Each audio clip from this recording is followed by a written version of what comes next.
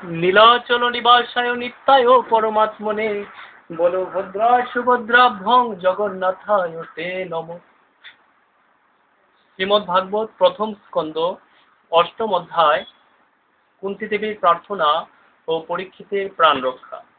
সুত গোস্বামী বললেন, তারপর পরলোকগত আত্মীয় স্বজনদের উদ্দেশ্যে জল অর্পণ করার মানসে পাণ্ডবেরা দ্রৌপদী সহ গঙ্গা তীরে গমন করলেন।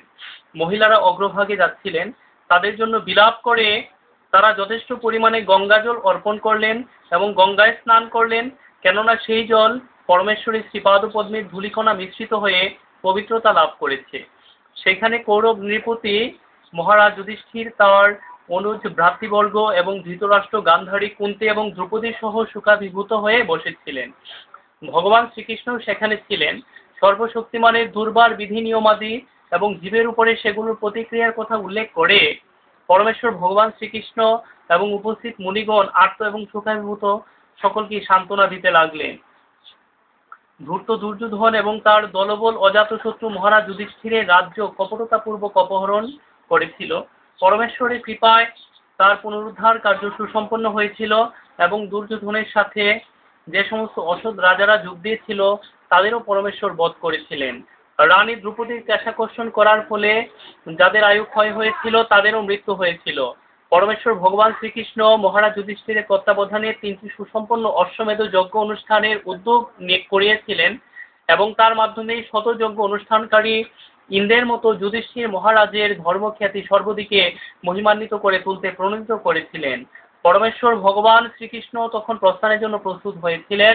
শ্রীল ব্যাসদেব প্রমুখ ব্রাহ্মণগণ কর্তৃক পূজিত হয়ে তিনি সাত্যকী এবং উদ্ধব সহ পাণ্ডবদের আমন্ত্রণ জানিয়েছিলেন। তাদের দ্বারা পূজিত হয়ে ভগবানও তাদের প্রতি পূজা করলেন। যে মুহূর্তে তিনি রথে আরোহণ করে গমনোদ্যত হয়েছেন, সেই সময় তিনি দেখলেন যে উত্তরা ভয়ে ব্যাকুল হয়ে তার দিকে দ্রুত বেগে আসছেন। উত্তরা বললেন, হে দেবতাদের দেবতা, হে জগদীশ্বর, হে মহাযোগী, আমাকে রক্ষা করুন, কারণ দ্বন্দ্বভাব সমন্বিত এই জগতে আপনি ছাড়া আর কেউ আমাকে মৃত্যুর করাল গ্রাস থেকে রক্ষা করতে পারবে না। হে পরমেশ্বর, আপনি সর্বশক্তিমান। একটি জ্বলন্ত লৌহ বাণ আমার প্রতি দ্রুত গতিতে ধাবিত হচ্ছে। হে নাথ, যদি আপনার ইচ্ছা হয় তাহলে এটি আমাকে দগ্ধ করুক, কিন্তু এটি যেন আমার গর্ভস্থ সন্তানটিকে দগ্ধ না করে। হে পরমেশ্বর, আমাকে কৃপা করুন। সুত গোস্বামী বললেন, তার কথা ধৈর্য সহকারে শ্রবণ করে ভক্তবৎসল পরমেশ্বর ভগবান তৎক্ষণাৎ বুঝতে পারলেন যে দ্রোণাচার্যের পুত্র অশ্বত্থামা পাণ্ডব বংশের শেষ বংশধরটিকে বিনষ্ট করার জন্য ব্রহ্মাস্ত্র নিক্ষেপ করেছে। হে মুনিশ্রেষ্ঠ সৌনক, পাণ্ডবেরা তখন জ্বলন্ত ব্রহ্মাস্ত্র তাদের অভিমুখে আসতে দেখে তাদের 5টি নিজ নিজ অস্ত্র তুলে নিলেন। সর্বশক্তিমান পরম পুরুষ ভগবান শ্রীকৃষ্ণ যখন দেখলেন যে সর্বতোভাবে তার শরণাগত অনন্য ভক্তদের মহা বিপদ উপস্থিত হয়েছে, তখন তিনি তাদের রক্ষা করার জন্য আপন অস্ত্র সুদর্শন চক্র ধারণ করলেন। পরম যুগ রহস্যের নিয়ন্তা যুগেশ্বর শ্রীকৃষ্ণ সর্বজীবের হৃদয়ে পরমাত্মা রূপে বিরাজ করেন। তাই কুরুবংশ রক্ষা করার জন্য তার যুগমায়ার দ্বারা তিনি উত্তরার গর্ভ আবৃত করলেন। হে সৌনক, যদি অশ্বত্থামা কর্তৃক নিক্ষিপ্ত ব্রহ্মাস্ত্র ছিল অব্যর্থ এবং অনিবার্য, তথাপি শ্রীকৃষ্ণের তেজের দ্বারা প্রতিরুদ্ধ হওয়াতে তা সম্পূর্ণরূপে নিষ্ক্রিয় এবং ব্যর্থ হলো। হে ব্রাহ্মণগণ, যে আশ্চর্যময় এবং অচ্যুত পরমেশ্বর ভগবান তার মায়া শক্তির দ্বারা এই জড়জগতের সৃষ্টি করেন, পালন করেন অথবা ধ্বংস করেন এবং যিনি প্রাকৃত জন্মরহিত, তার পক্ষে এই ব্রহ্মাস্ত্র প্রশমন কার্য বিশেষ বিস্ময়কর বলে মনে করবেন না। এইভাবে ব্রহ্মাস্ত্রের তেজ থেকে মুক্ত হয়ে কৃষ্ণ ভক্ত সাধ্বী কুন্তী, তার পঞ্চপুত্র এবং দ্রৌপদী সহ একযোগে শ্রীকৃষ্ণের স্তব করতে লাগলেন। শ্রীকৃষ্ণেও তখন দ্বারকার অভিমুখে গমনোদ্যত হলেন। শ্রীমতী কুন্তী দেবী বললেন, হে কৃষ্ণ, আমি তোমাকে আমার সশ্রদ্ধ প্রণতি নিবেদন করি, কারণ তুমি আদিপুরুষ এবং জরা প্রকৃতির সমস্ত গুণের অতীত। তুমি সকলের অন্তরে এবং বাহিরে অবস্থিত, তথাপি তোমাকে কেউ দেখতে পায় না। তুমি ইন্দ্রিয়জ জ্ঞানের অতীত, তুমি মায়ারূপা যবনিকার দ্বারা আচ্ছাদিত, অব্যক্ত এবং অচ্যুত। রূঢ়দ্রষ্টা যেমন অভিনেতার সাহায্যে সজ্জিত শিল্পীকে দেখে সাধারণত চিনতে পারে না, তেমনি অজ্ঞ ব্যক্তিরা তোমাকে দেখতে পায় না। পরমার্থের পথে উন্নত পরমহংসদের, মুনিদের এবং জড় এবং চেতনের পার্থক্য নিরূপণ করার মাধ্যমে যাদের অন্তর নির্মল হয়েছে, তাদের অন্তরে অপ্রাকৃত ভক্তিযুগ বিজ্ঞান বিকশিত করার জন্য তুমি স্বয়ং অবতরণ করো। তাহলে আমার মতো স্ত্রীলোকেরা কিভাবে তোমাকে সম্যক রূপে জানতে পারবে? বসুদেব তনয় দেবকী নন্দন গোপরাজ নন্দের পুত্র এবং গাভী এবং ইন্দ্রিয়সমূহের আনন্দদাতা পরমেশ্বর শ্রীকৃষ্ণকে আমি বারবার আমার সশ্রদ্ধ প্রণতি নিবেদন করি। হে পরমেশ্বর, তোমার উদর কেন্দ্রে নাভিদেশ পদ্ম সদৃশ আবর্তে চিহ্নিত, গলদেশে পদ্মের মালা নিয়ত শোভিত, তোমার দৃষ্টিপাত পদ্মের মতো স্নিগ্ধ এবং পাদ দয় পদ্ম চিহ্নাঙ্কিত, তোমাকে আমার সশ্রদ্ধ প্রণতি নিবেদন করি। হে ঋষিকের সকল ইন্দ্রিয়ের অধিপতি ও সর্বেশ্বরেশ্বর, তোমার জননী দেবকীকে ঈর্ষাপরায়ণ কংস দীর্ঘকাল যাবৎ কারারুদ্ধ করে রাখতে তিনি শোকে অভিভূত হলে তুমি তাকে কারামুক্ত করেছিলে, তেমনি তুমি আমাকে এবং আমার পুত্রদের বারে বারে বিপদ ও রাশি থেকে মুক্ত করেছ। হে কৃষ্ণ পরমেশ্বর শ্রীহরি, বিষ মহা অগ্নি নরখাদক রাক্ষস পাপ চক্রান্তময় সভা বনবাসী দুঃখ কষ্ট থেকে এবং যুদ্ধে বহু মহারথীর প্রাণঘাতী অস্ত্রসমূহ থেকে তুমি আমাদের পরিত্রাণ করেছ। আর এখন অশ্বত্থামার ব্রহ্মাস্ত্র থেকে তুমি আমাদের রক্ষা করলে। হে জগদীশ্বর, আমি কামনা করি যেন সেই সমস্ত সংকট বারে বারে উপস্থিত হয়, যাতে বারে বারে আমরা তোমাকে দর্শন করতে পারি।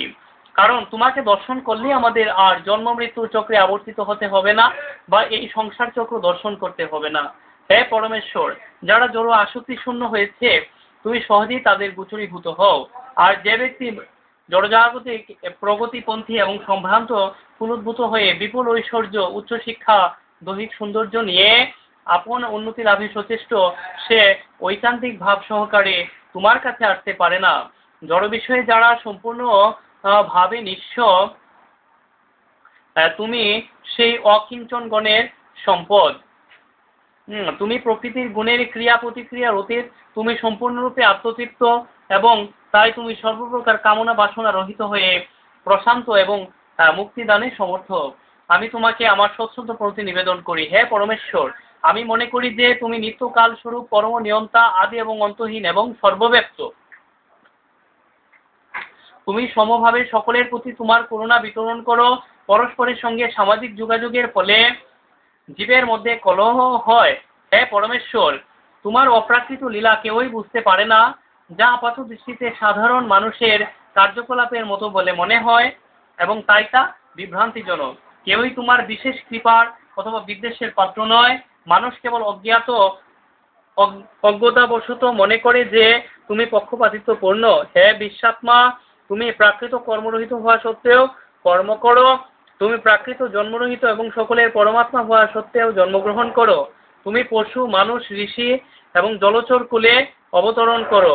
স্পষ্টতই এই সমস্ত অত্যন্ত বিমোহিতকর। হে কৃষ্ণ, দধিভাণ্ড ভঙ্গ করার অপরাধে যশোদা যখন তোমাকে বন্ধন করার জন্য রজ্জু গ্রহণ করেছিলেন, তখন তোমার নয়ন অশ্রু দ্বারা প্লাবিত হয়েছিল এবং তা তোমার নয়নের অঞ্জল বিধৌত করেছিল। স্বয়ং ভয়েরও ভয়স্বরূপ তুমি তখন ভয়ে ভীত হয়েছিলে। তোমার সেই অবস্থা আমার কাছে এখনো বিমোহিতকর। কেউ কেউ বলেন পুণ্যবান রাজাদের মহিমান্বিত করার জন্য অজ জন্মগ্রহণ করেছে এবং কেউ কেউ বলেন তোমার অন্যতম প্রিয় ভক্ত যদুর আনন্দ বিধানের জন্য তুমি জন্মরহিত হওয়া সত্ত্বেও যদু বংশে জন্মগ্রহণ করেছ। মলয় পর্বতে যশ বৃদ্ধির জন্য যেমন সেখানে চন্দন বৃক্ষের জন্ম হয়, তেমনি তুমি মহারাজ যদুর বংশে জন্মগ্রহণ করেছ। অন্য কেউ কেউ বলেন যে বসুদেব এবং দেবকী তোমার কাছে প্রার্থনা করায় তুমি তাদের পুত্ররূপে জন্মগ্রহণ করেছ। নিঃসন্দেহে তুমি প্রাকৃত জন্মরহিত, তথাপি তুমি তাদের মঙ্গল সাধনের জন্য এবং দেববিদ্বেষী অসুরদের সংহার করার জন্য জন্মগ্রহণ করেছ।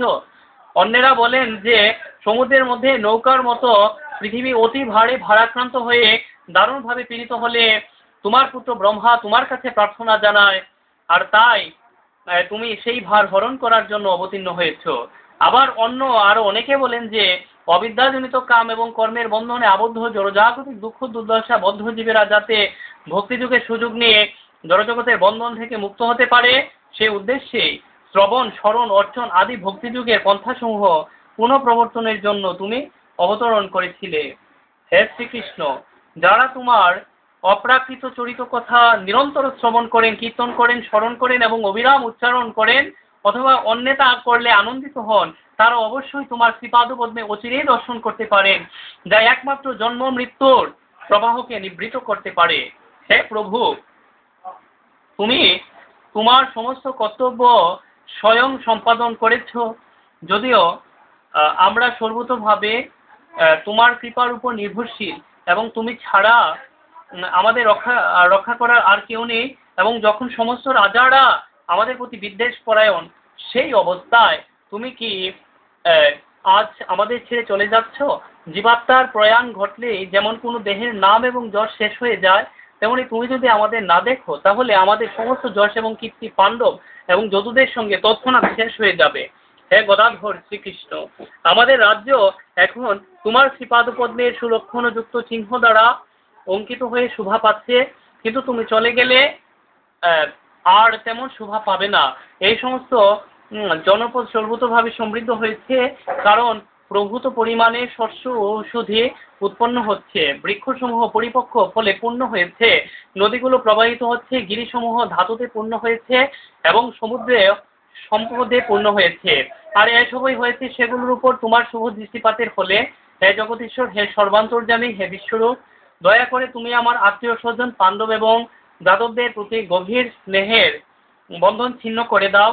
হে মধুপতি, গঙ্গা যেমন অপ্রতিহত ভাবে সমুদ্র অভিমুখে প্রবাহিত হয়, তেমনি আমার একনিষ্ঠ মতি যেন নিরন্তর তোমাতে আকৃষ্ট হয়। হে শ্রীকৃষ্ণ, হে অর্জুনের সখা, হে বৃষ্টিকুল শ্রেষ্ঠ, পৃথিবীতে উৎপাতকারী রাজন্য বর্গের তুমি বিনাশকারী, তুমি অক্ষয় বীর্য, তুমি গোলকাধিপতি, গাধী ব্রাহ্মণে এবং ভক্তদের দুঃখ দূর করার জন্য তুমি অবতরণ করো।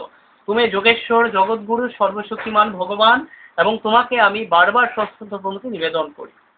শ্রী সুত গোস্বামী বললেন, পরমেশ্বর ভগবান তার মহিমা কীর্তনের উদ্দেশ্যে সুনির্বাচিত শব্দমালার দ্বারা রচিত কুন্তী দেবীর প্রার্থনা এইভাবে শ্রবণ করে মৃদু হাসলেন। সেই হাসি তার যুগশক্তির মতোই ছিল, মনোমুগ্ধকর। শ্রীমতী কুন্তী দেবীর প্রার্থনা এইভাবে গ্রহণ করে পরমেশ্বর ভগবান পরে হস্তিনাপুরের প্রাসাদে প্রবেশ পূর্বক অন্যান্য মহিলাদের তার বিদায়ের কথা জানালেন। কিন্তু তিনি গমনোদ্যত হলে মহারাজ যুধিষ্ঠির তাকে প্রেমভরে অনুনয় করে নিবারণ করলেন। ব্যাসদেব প্রমুখ মহর্ষিগণ এবং অদ্ভুত কর্মা স্বয়ং শ্রীকৃষ্ণ ইতিহাস আদি শাস্ত্রসমূহের প্রমাণ উল্লেখ পূর্বক উপদেশ দেওয়া সত্ত্বেও লোকসন্তপ্ত মহারাজ যুধিষ্ঠির শান্তি পেলেন না। হে মুনিগণ, ধর্মপুত্র মহারাজ যুধিষ্ঠির তার আত্মীয় ও বন্ধুবর্গের মৃত্যুতে সাধারণ জাগতিক মানুষের মতো শোকাভিভূত হয়েছিলেন এবং এইভাবে স্নেহ এবং মোহের বশীভূত হয়ে তিনি বলতে লাগলেন, হায়, আমি অত্যন্ত পাপিষ্ঠ, আমার হৃদয় গভীর অজ্ঞানতায় আচ্ছন্ন। এই দেহ যা অবশেষে অন্যদের ভোগ্য, তারই জন্য আমি বহু অক্ষয় সেনা বধ করেছি। আমি বহু বালক, ব্রাহ্মণ, সুহৃদর, সখা, পিতৃব্য, গুরুজন এবং ভ্রাতাদের বধ করেছি। তাই এই সমস্ত পাপের ফলে আমার জন্য যে নরকবাস আসন্ন, লক্ষ লক্ষ বছর জীবিত থাকলেও তা থেকে আমার মুক্তি হবে না। ন্যায়সঙ্গত কারণে প্রজাপালক রাজা শত্রু বধ করলে কোনো পাপ হয় না, কিন্তু শাস্ত্রের এই সমস্ত অনুশাসন আমার ক্ষেত্রে প্রযোজ্য নয়। আমি স্ত্রীলোকদের বহু পতি এবং বান্ধবকে বধ করেছি এবং এইভাবে আমি এতই শত্রুতার সৃষ্টি করেছি যে জড়জাগতিক কল্যাণ সাধনের দ্বারা তা অপনোদন করা সম্ভব নয়। কর্দমের দ্বারা যেমন কর্দমাক্ত জল পরিশ্রুত করা যায় না, অথবা সুরার দ্বারা যেমন সুরা কলঙ্কিত পাত্র পবিত্র করা যায় না, তেমনি যজ্ঞে পশুবধ করে নরহত্যাজনিত পাপও রোধ করা যায় না। হরে কৃষ্ণ।